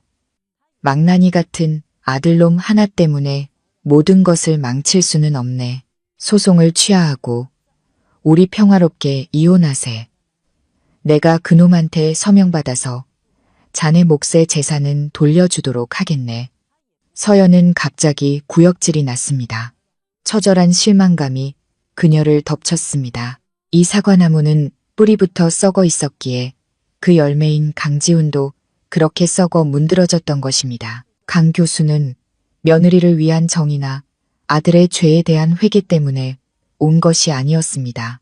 그는 자기 자신의 체면을 위해 거래하러 온 것이었습니다. 그는 여론을 두려워했습니다. 동료들이 자신을 경멸의 눈초리로 쳐다보는 것을 두려워했습니다. 아들의 추악한 이혼 소송으로 교수라는 칭호가 더럽혀지는 것을 두려워했습니다. 명예가 훼손될까 두려우신가요? 서연이 실소를 터뜨렸습니다. 비웃는 웃음소리가 찻집의 정적 속에서 울려 퍼졌습니다.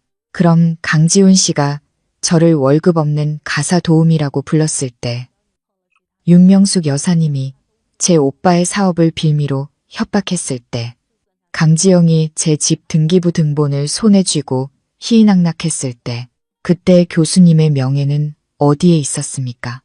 스승의 정직함은 어디에 있었죠?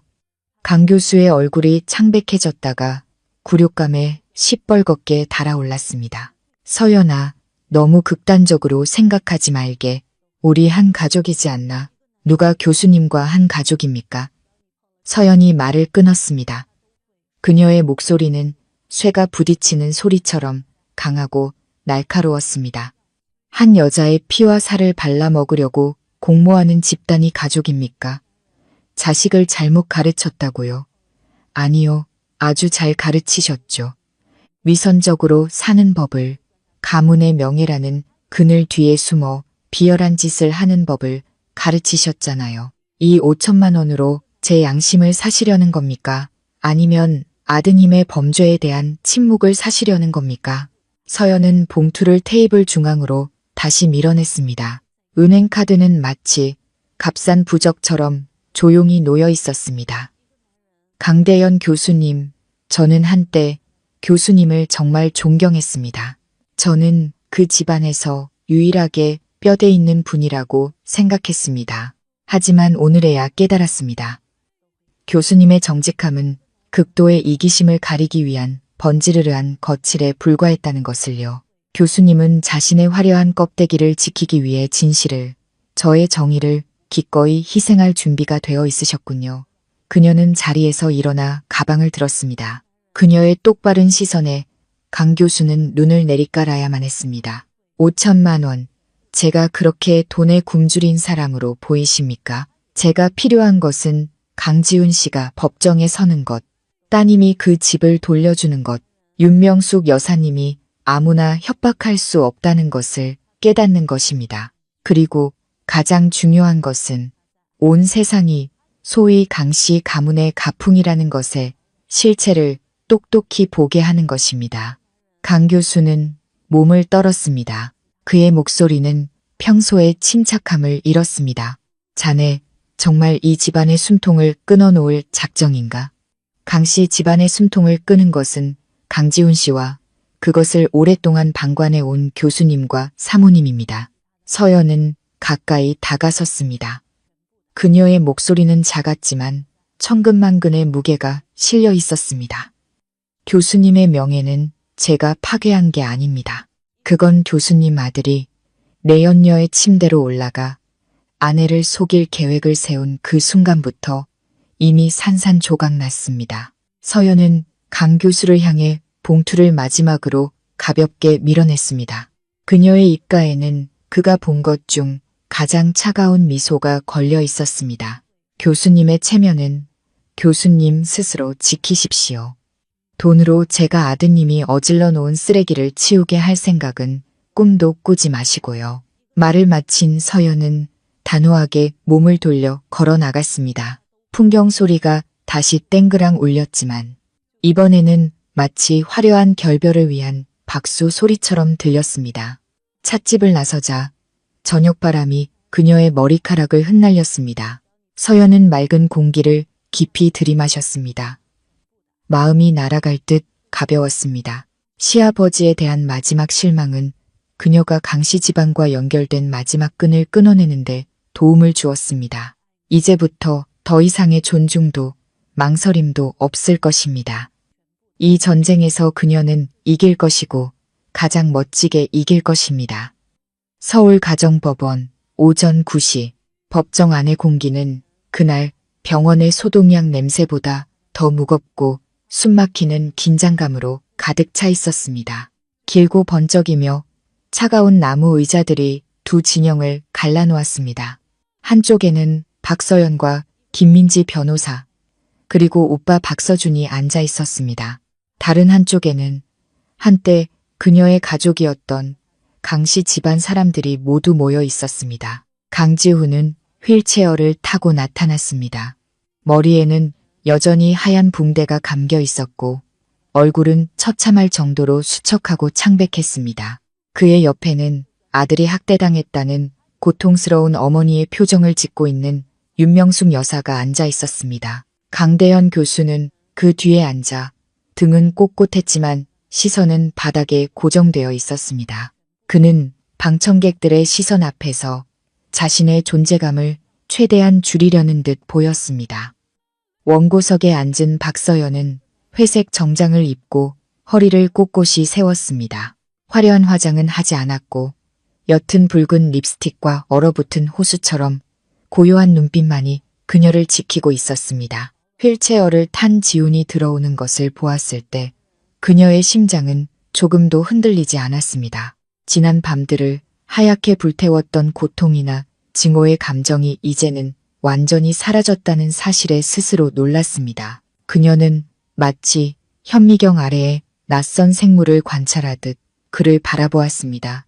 한때 그녀의 자랑이었던 30대 남자는 이제 병자라는 위선적인 약함을 방패 삼아 자신의 비겁함을 가리고 있었습니다. 그는 너무나 작고 초라하며 낯설어서 그녀는 자신이 어떻게 이런 사람을 위해 모든 것을 희생할 수 있었는지 의문이 들었습니다. 재판은 건조한 절차로 시작되었습니다.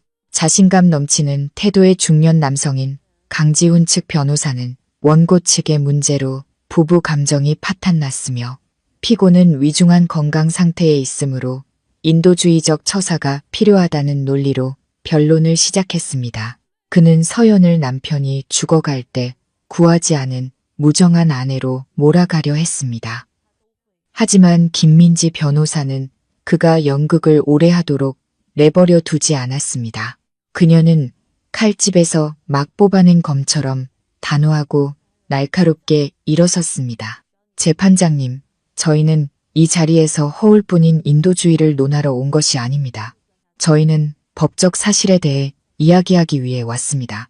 김 변호사가 테이블을 가볍게 두드리자 강철 같은 소리가 법정 전체에 울려 퍼졌습니다. 감정을 마친 디지털 증거들을 제출하며 피고의 심각한 혼인법 위반 행위와 재산 탈취 음모를 입증하겠습니다. 법정에 대형 스크린이 켜졌습니다. 파일들이 차례로 재생되었습니다. 가장 먼저 강지훈과 내연녀 최유라가 나눈 메신저 대화가 공개되었습니다.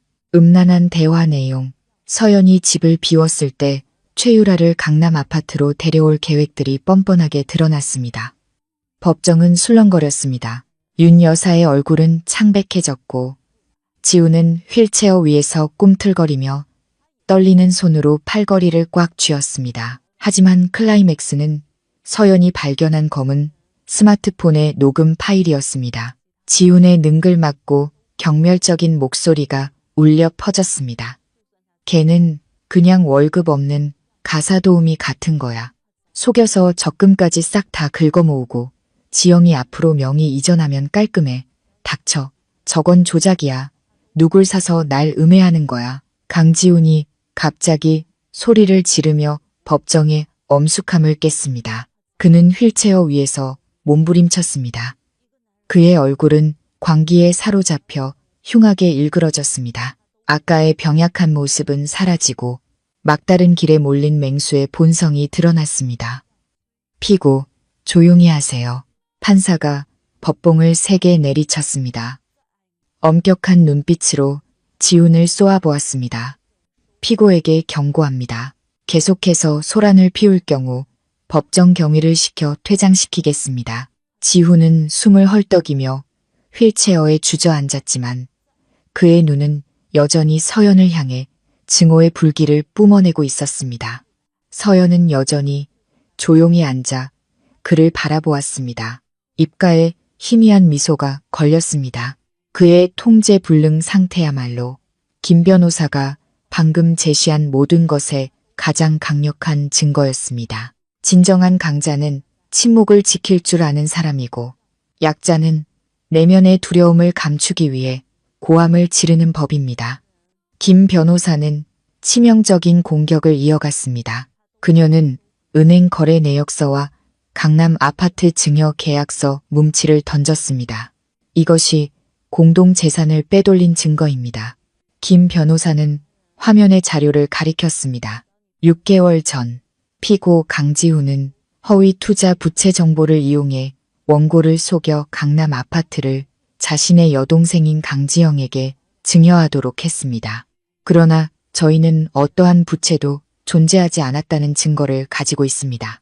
이것은 이혼을 실행하기 전에 원고의 재산 소유권을 박탈하기 위한 사해행위입니다. 피고 측 변호사는 당황하기 시작했습니다. 그는 서둘러 서류철을 넘겼습니다. 이마에 땀이 송골송골 맺혔습니다.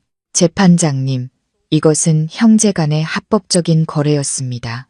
피고는 여동생을 돕고 싶었을 뿐입니다. 그는 변명하려 했지만 목소리에서는 이미 자신감이 사라져 있었습니다.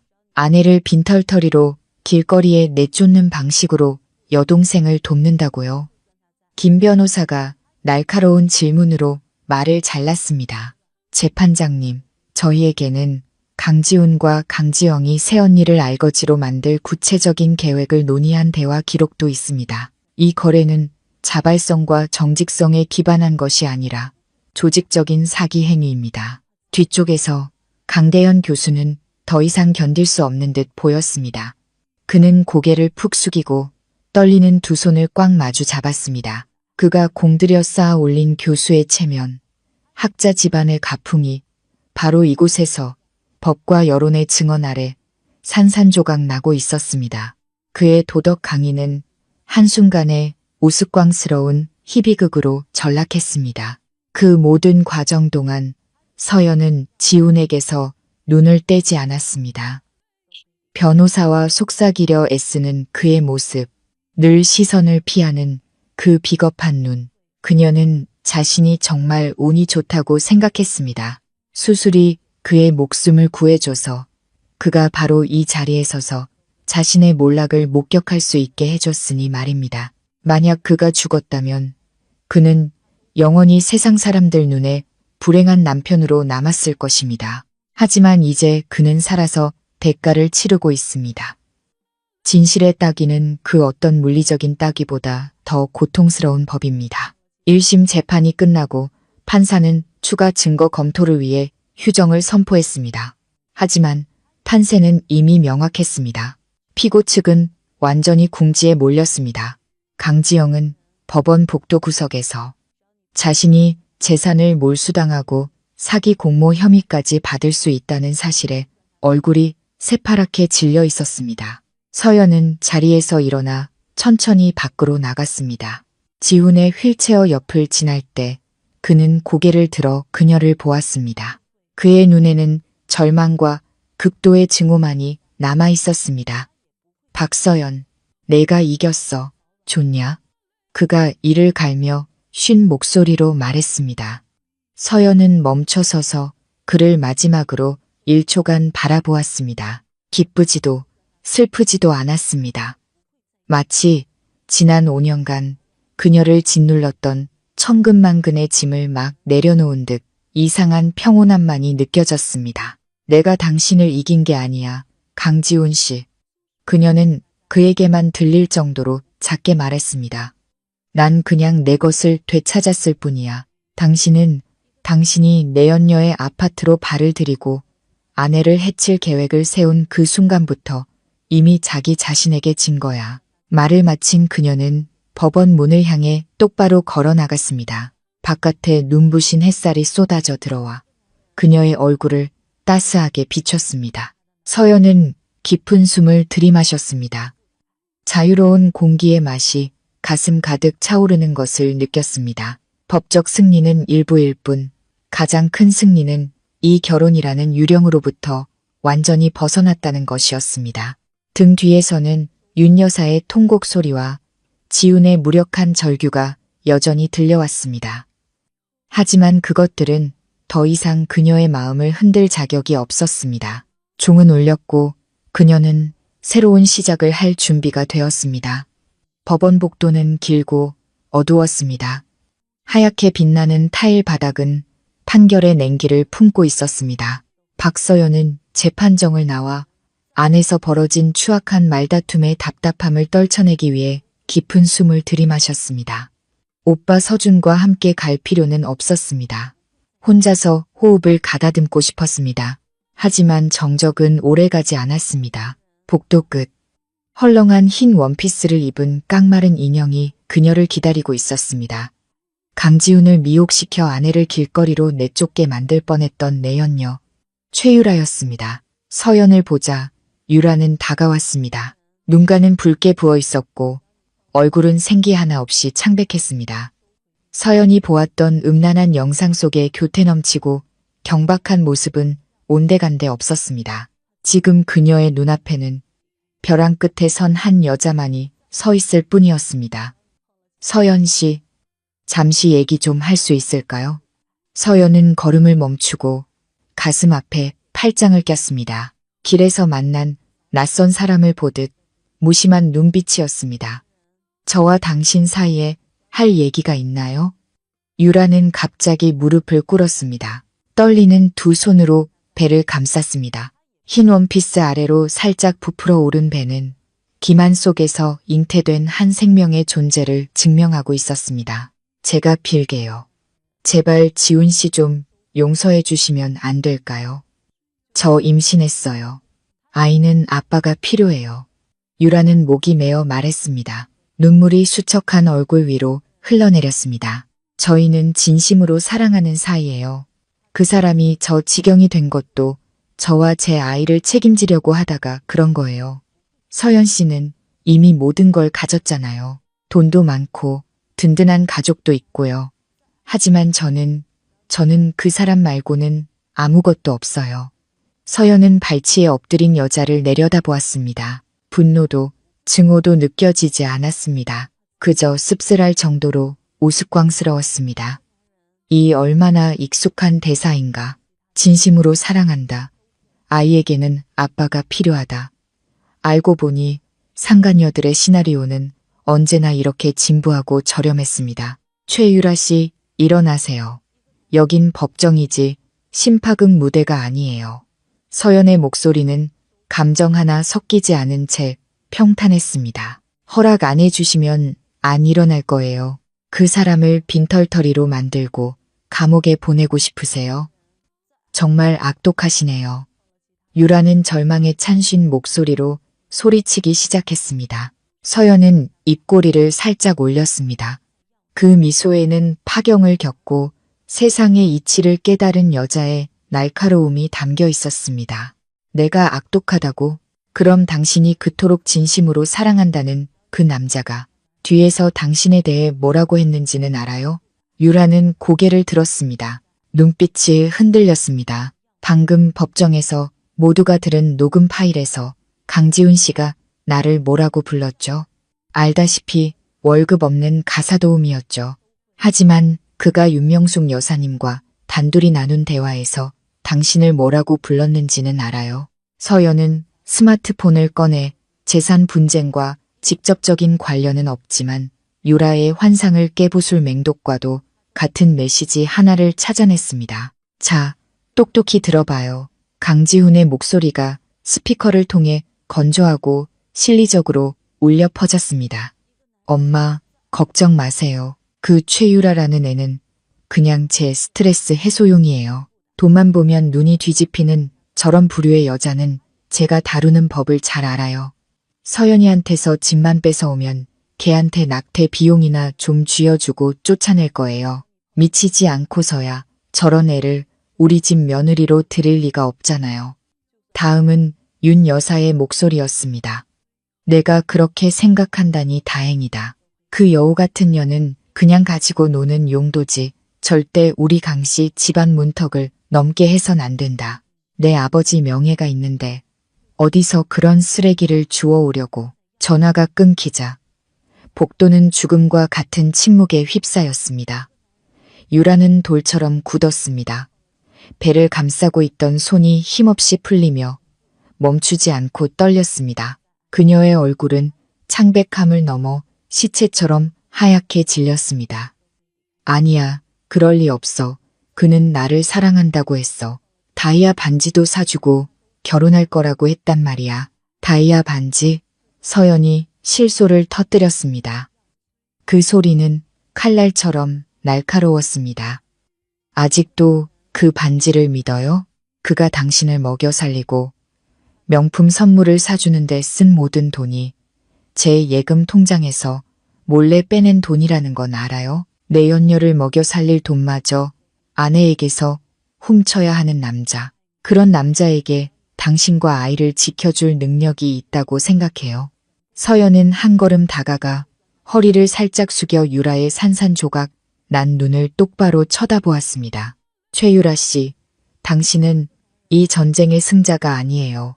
당신도 그냥 하나의 장기짝, 강재훈의 이기적인 자아를 만족시키기 위한 도구였을 뿐이에요.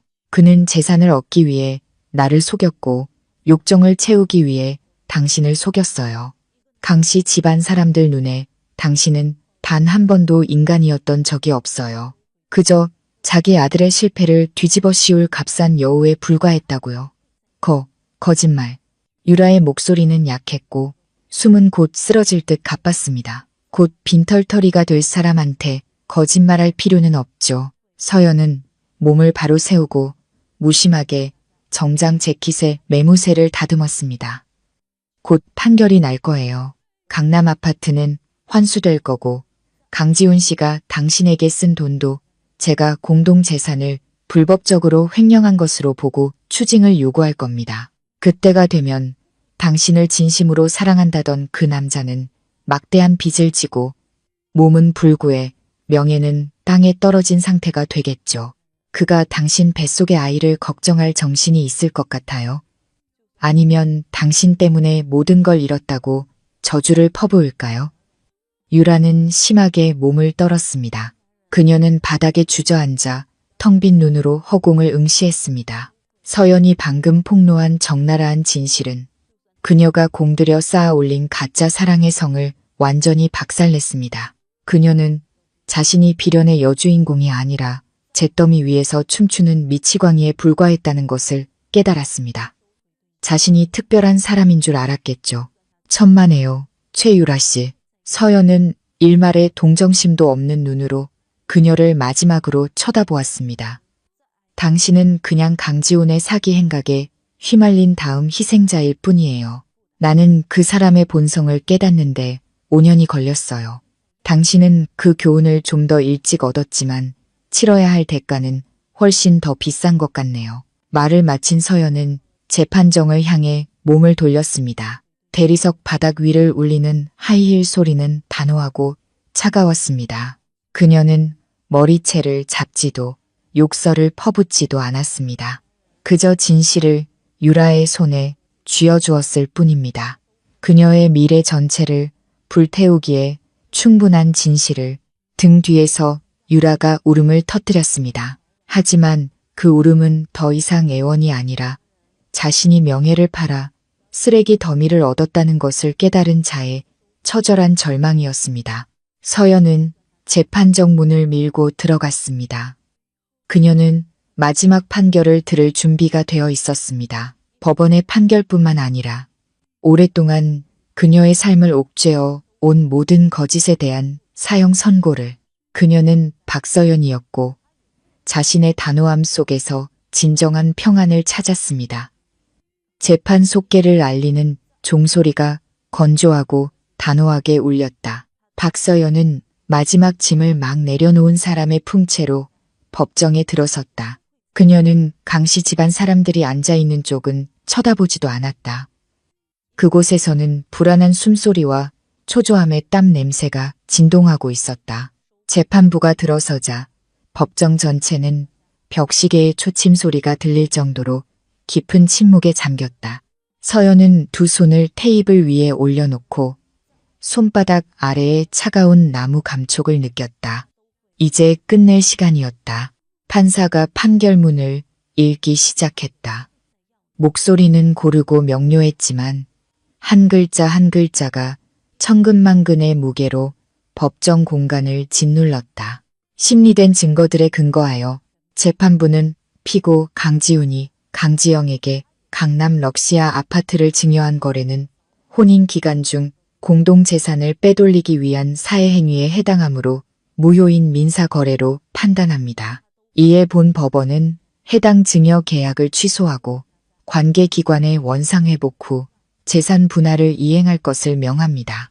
아, 강지영 쪽에서 경악의 찬소리가 터져나왔다.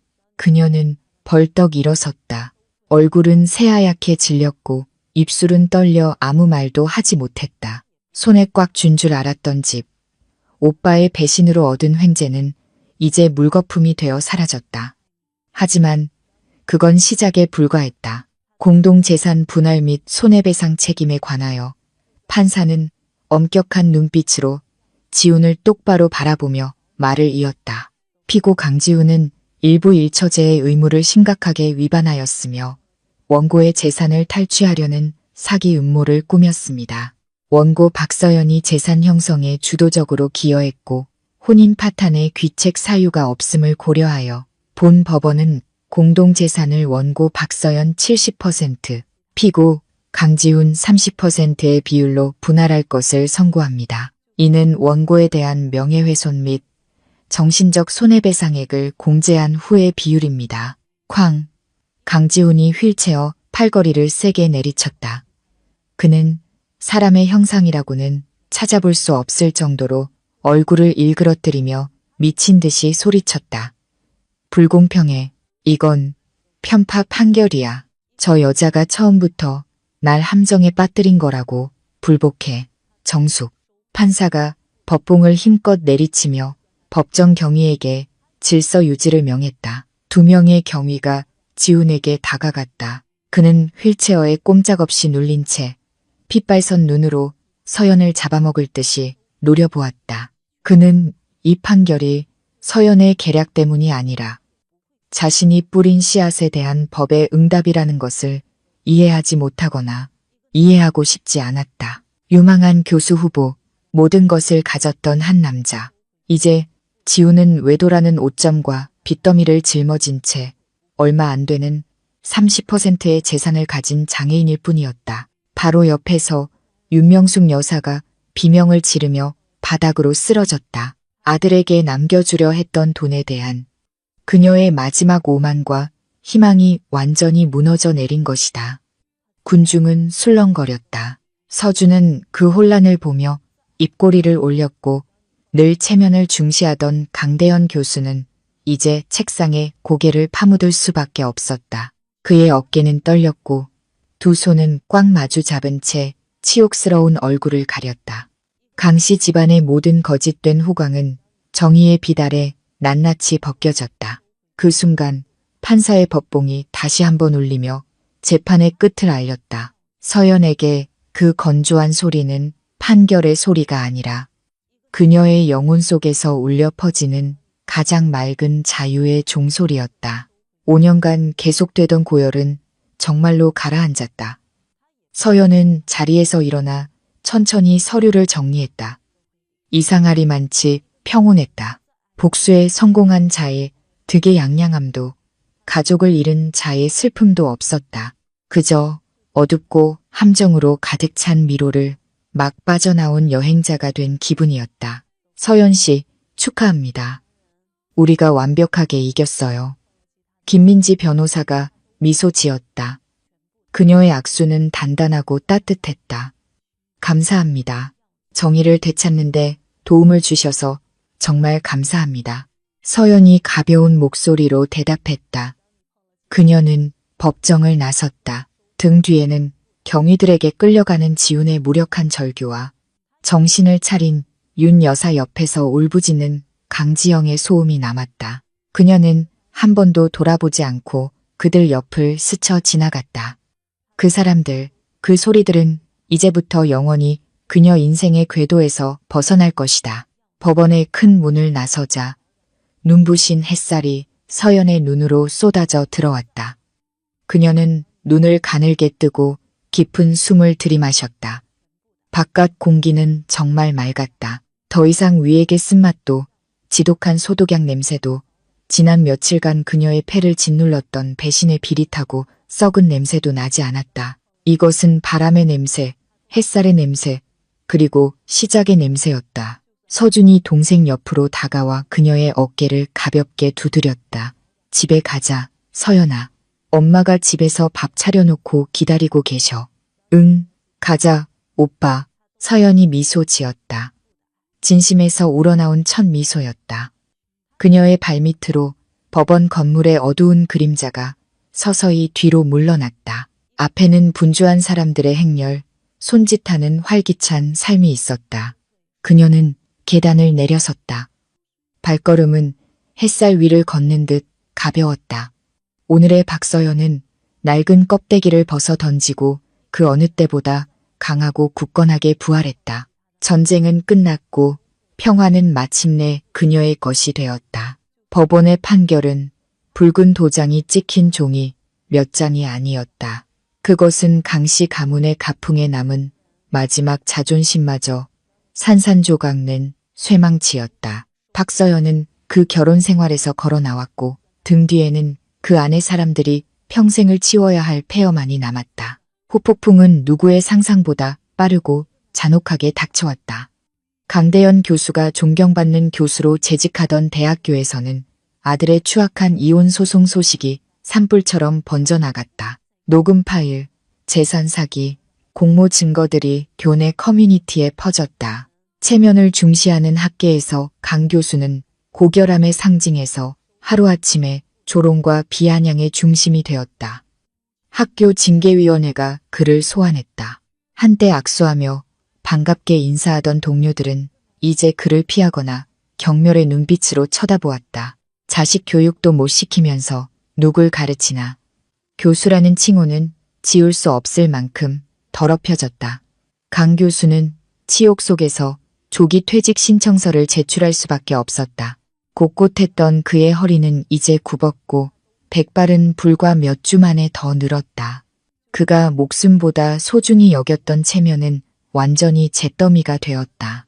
한편 병원에서 강지우는 빈털터리가 되는 맛을 가장 혹독하게 경험했다. 남은 30%의 얼마 안 되는 재산으로는 소송 비용, 변호사 비용, 그리고 서연에 대한 명예훼손 배상금을 제하고 나니 예전의 호화로운 생활은커녕 내연녀를 부양하는 것은 꿈도 꿀 수 없었다. 진심으로 사랑한다고 맹세하고 무릎 꿇고 애원하던 여자 최유라는 흔적도 없이 사라졌다. 판결이 나자마자 그녀는 강지훈이라는 먹잇감에 더 이상 뜯어먹을 살점이 없다는 것을 깨달았다. 그녀는 지훈에게서 마지막으로 뜯어낸 보석과 현금을 챙겨 마비된 다리와 너덜너덜해진 영혼을 가진 그를 병상에 버려두고 떠났다. 윤명숙 여사와 강지영은 이제 서로를 탓하기만 했다. 지영은 법원으로부터 강남 아파트 강제 환수 조치를 당했다. 서울에 집을 가지려던 꿈은 산산조각났다. 강씨 집안의 말다툼은 매일같이 이어졌다. 화약 냄새와 원망이 진동했다. 폭풍은 지나갔지만 그들이 스스로 만든 폐허는 영원히 그들을 가난과 세상의 경멸 속에 가둘 것이었다. 그 쇠락과는 반대로 박서연은 부활의 여정을 시작했다. 그녀가 가장 먼저 한 일은 강남 아파트를 즉시 팔아버리는 것이었다. 이 부동산의 시세 차익은 단 한 푼도 필요 없었다. 그녀는 그저 더러운 기억을 인생에서 완전히 몰아내고 싶었다.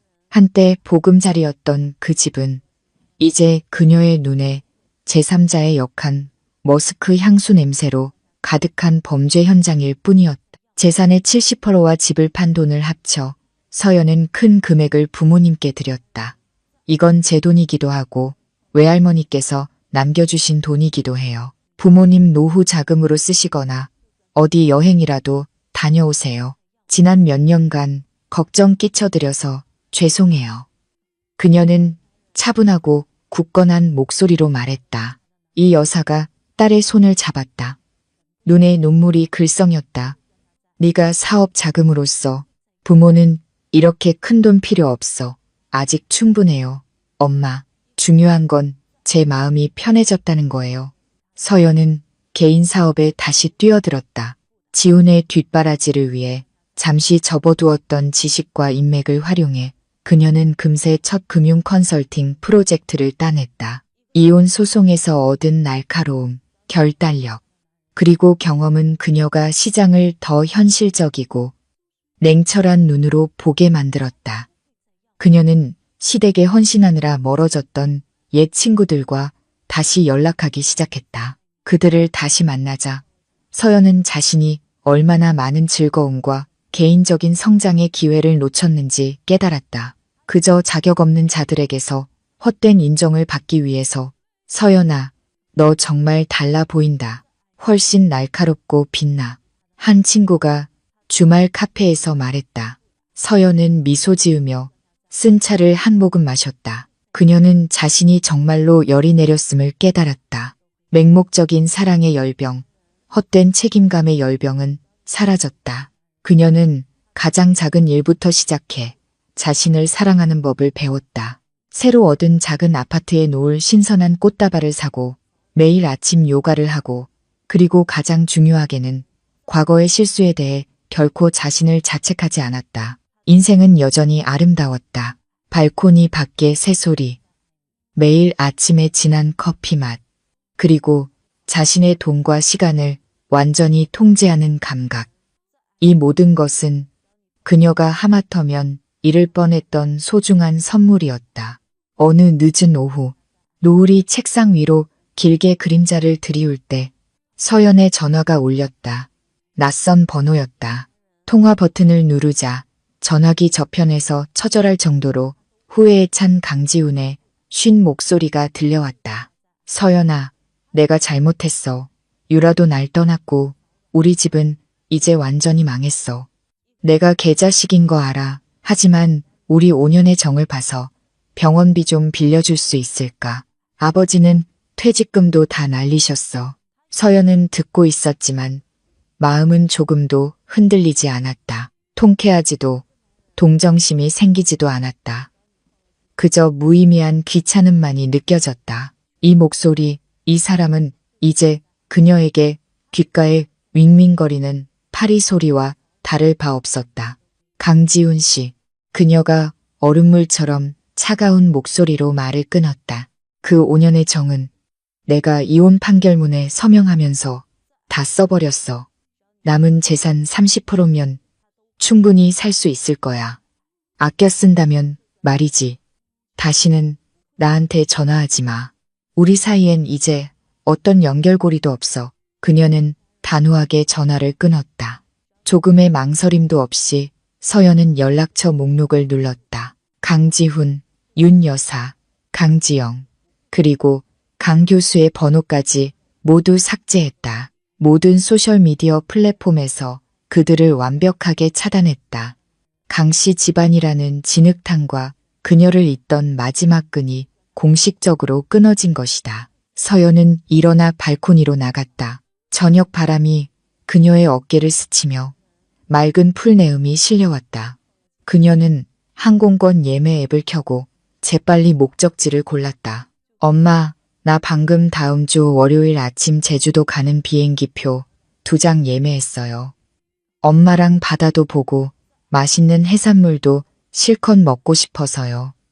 짐 준비해 두세요. 그녀는 에너지가 넘치는 목소리로 어머니에게 전화했다. 통화를 마치고 서연은 하늘을 보며 미소 지었다. 폭풍은 정말로 지나갔다. 과거의 폐허는 이제 그녀 인생의 일기장에 남은 값비싼 교훈일 뿐이었다. 그녀는 깊은 숨을 들이마셨다. 자유의 달콤함이 모든 세포에 스며드는 것을 느꼈다. 내일 아침 그녀는 완전히 다른 박서연으로 새로운 하루를 시작할 것이다. 다시는 누구도 자신의 영혼의 평화를 더럽히도록 내버려 두지 않을 여자로 파도가 배의 측면을 찰랑이며 때리고 부서져 하얀 포말이 되어 옥빛 섬의 고운 백사장 위로 흩어졌다. 이른 아침의 제주도는 짭짤한 바다 내음과 태양의 바람 향기가 가득한 맑은 공기로 박서연을 맞이했다. 더 이상 지독한 소독약 냄새도 비릿한 붉은 페인트 냄새도 그녀의 폐를 짓누르던 가식적인 머스크 향도 없었다. 서연은 해변의 빌라 발코니에 서서 깊은 숨을 들이마셨다.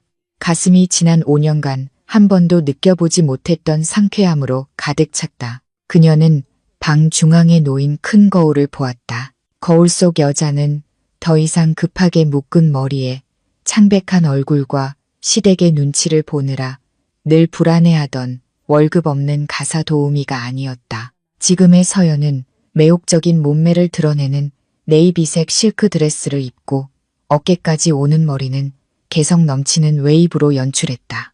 그녀의 눈은 반짝였고 스스로 족쇄를 부수고 부활한 여자의 침착함과 힘을 담고 있었다.